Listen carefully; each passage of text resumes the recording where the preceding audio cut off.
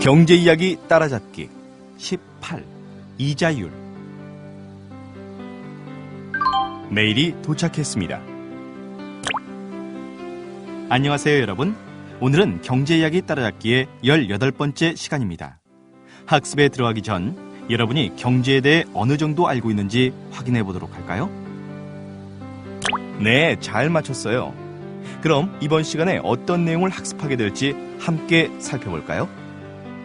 이번 시간엔 이자율의 개념과 종류, 화폐의 수요와 공급을 통한 이자율의 결정 원리에 대해 알아보겠습니다. 돈을 일정한 기간 동안 빌리면 이에 대한 대가를 지급해야 하는데 이 대가가 바로 이자이며 원금에 대한 이자의 비율을 이자율 또는 금리라고 부릅니다. 예를 들어 어떤 사람이 100만 원을 은행에 예금한 경우를 생각하면 이 경우 예금주는 돈을 꾸어준 채권자이고 은행은 돈을 빌린 채무자입니다. 만일 1년 뒤에 예금을 찾아 예금주가 105만 원을 받았다면 5만 원이 1년 동안의 이자이며 이자율은 원금 100만 원에 대한 이자 5만 원의 비율인 5%입니다. 그런데 이자의 성격은 우리가 앞서 학습한 기회비용의 측면에서 이해할 수가 있습니다. 요컨대 누구든지 자신이 현재 보유하고 있는 소득을 처분하는 데는 이를 소비하거나 아니면 저축하는 두 가지 방법밖에 없습니다. 그런데 만일 자신이 보유한 소득을 소비하는 데 사용했다면 이 사람은 저축을 함으로써 얻을 수 있는 가치를 포기해버린 것입니다. 즉, 저축을 통해 얻을 수 있는 이자를 포기한 것입니다. 그러므로 이자는 현재 소비의 기회비용에 해당하게 됩니다. 반대로 소득을 저축하는 데 사용했다면 소비를 함으로써 얻을 수 있는 가치, 즉 욕구 충족을 포기하게 됩니다. 따라서 욕구 충족은 저축의 기회비용이 됩니다. 그리고 이자는 이러한 욕구 충족을 포기하는 데 대한 대가로 지불되는 것이라고 이해할 수 있습니다. 그런데 현실에선 이자와 이자율이 다양한 방식으로 계산될 수 있습니다. 우선 이자를 계산하는 대표적인 방식으론 단리와 복리가 있습니다. 단리란 단순히 원금에 대한 이자를 계산하는 방법이고 복리란 이것에 더하여 이자에 대한 이자까지 감안해서 계산하는 방법을 말합니다. 구체적으로 단리와 복리가 어떻게 계산되는지를 확인해 보겠습니다. 100만 원을 연 5%의 이자율로 2년간 은행에 예금하는 경우를 생각해 볼까요? 우선 단리 방식에 따르면 1년이 지난 후 이자가 5만 원이 증가합니다. 그러나 원금은 여전히 100만 원으로 고정되어 있으므로 다시 1년이 지나더라도 이자는 5만 원만 증가하게 됩니다.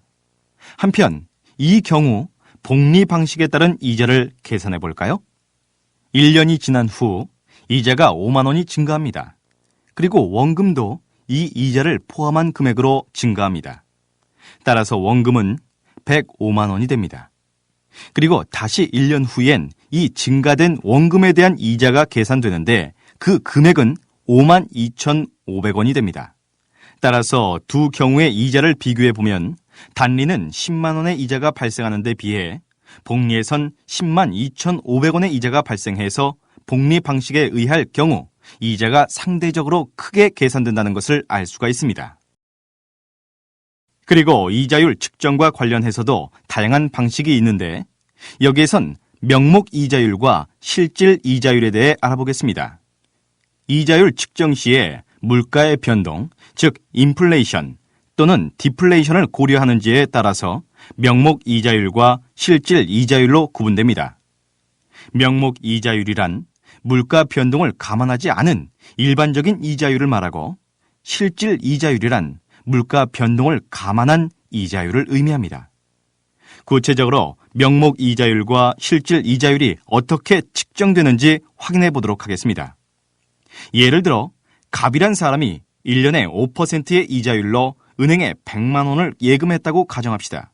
그리고 갑이 예금하고 있는 1년 동안 인플레이션율, 즉 물가 상승률이 3%였다고 가정합시다. 이때 물가 상승률을 고려하지 않은 명목 이자율은 당초 갑이 은행에 처음 예금할 때 받기로 한 5%가 됩니다. 그런데 인플레이션이 발생하면 앞에서 학습한 것처럼 화폐 가치는 하락합니다. 따라서 1년 후에 5%의 이자율에 대한 대가로 받게 되는 5만 원은 현재의 5만 원보다 가치가 낮아지게 됩니다. 그리고 그 가치가 하락하는 정도는 대략 인플레이션율과 비슷합니다. 따라서 물가 상승을 감안해서 1년 후에 실제로 받게 되는 이자율의 가치는 명목 이자율에서 인플레이션율을 차감한 것이 됩니다. 이를 실질 이자율이라고 하며 이 경우에 실질 이자율은 5%에서 3%를 차감한 2%가 됩니다. 이처럼 우리가 흔히 접하는 명목 이자율과 별도로 실질 이자율을 측정하는 이유는 경제 주체의 의사결정에 영향을 미치는 이자율은 실질 이자율이기 때문입니다. 기업은 주로 금융기관에서 돈을 빌려 투자를 하고 이를 통해 기계 등과 같은 자본재를 구입합니다. 그런데 인플레이션이 발생하면 자본재의 가격도 같이 상승하게 되어 기업은 인플레이션으로 이득을 보게 됩니다. 따라서 기업이 금융기관에 부담해야 할 실질적인 이자는 명목 이자율에서 인플레이션율을 차감한 실질 이자율이기 때문에 기업이 투자 여부를 판단할 땐 실질 이자율을 고려하게 됩니다. 또한 가계가 지금 저축한 돈의 가치는 예금을 돌려받는 시점에서의 돈의 가치에 의해 크게 영향을 받게 됩니다. 예금을 해놓은 기간 동안에 인플레이션이 발생해서 화폐 가치가 하락하면 가계가 실질적으로 돌려받게 되는 금액은 감소합니다.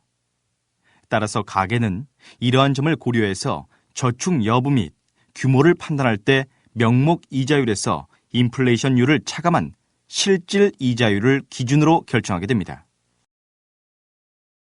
지금까지 이자율의 개념과 종류에 대해 살펴봤는데 이제부턴 이자율이 어떻게 결정되는지 알아보겠습니다.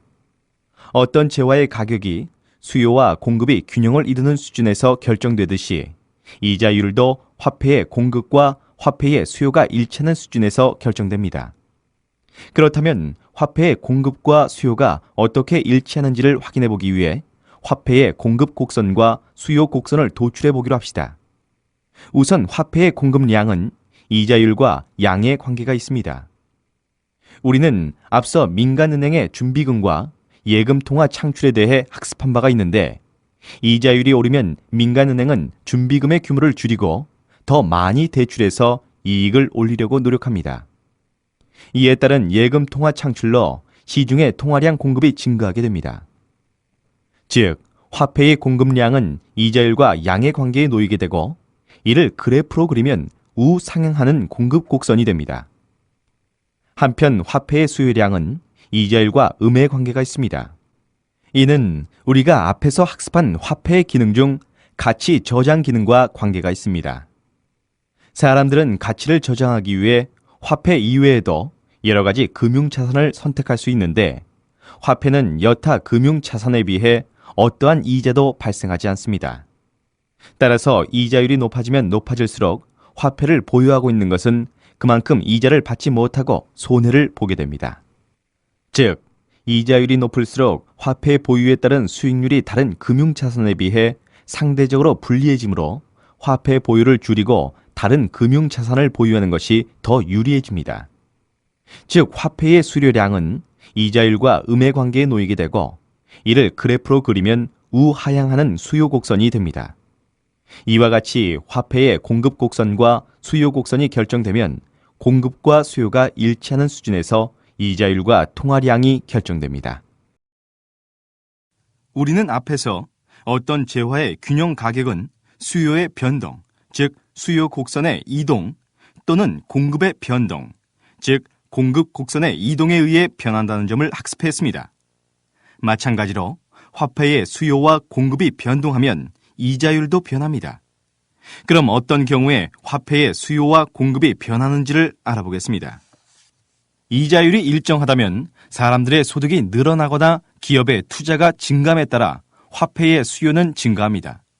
왜냐하면 소득이 증가하면 사람들 간의 빈번한 거래가 발생하고 따라서 교환의 매개로 활용되는 화폐에 대한 수요가 증가하게 되고 기업의 투자가 증가하면 금융기관 등에서 자금을 대출받으려는 수요가 증가하기 때문입니다. 이처럼 화폐 수요가 증가하면 수요 곡선이 우측으로 이동합니다.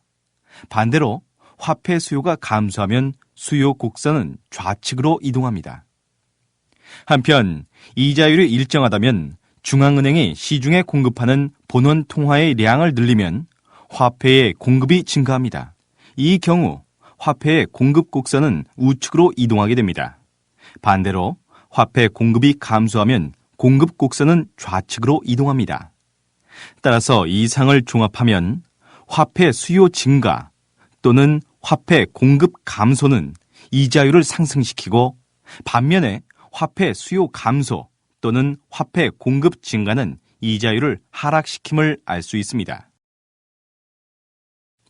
농구 게임. 여러분이 공부한 것을 확인해 볼까요? 지금부터 문제를 하나씩 풀어보세요.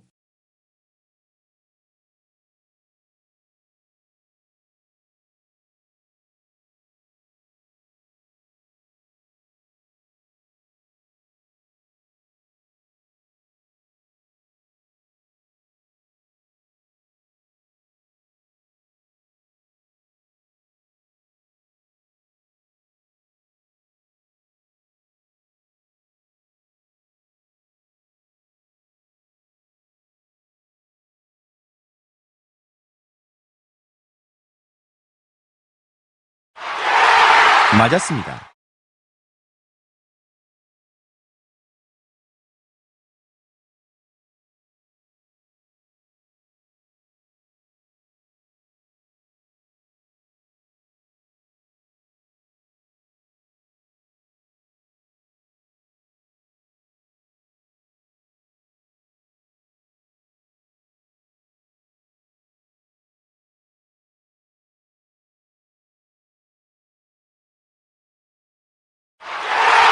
맞았습니다.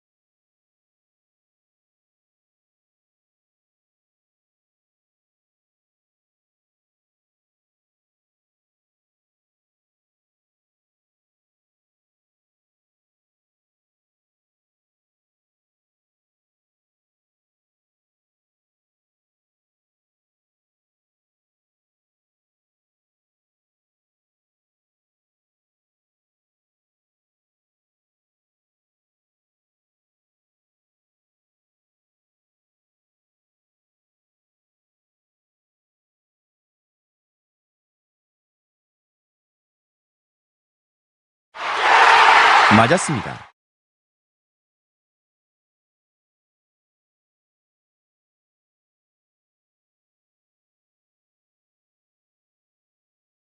오늘 배운 내용을 정리해 볼까요?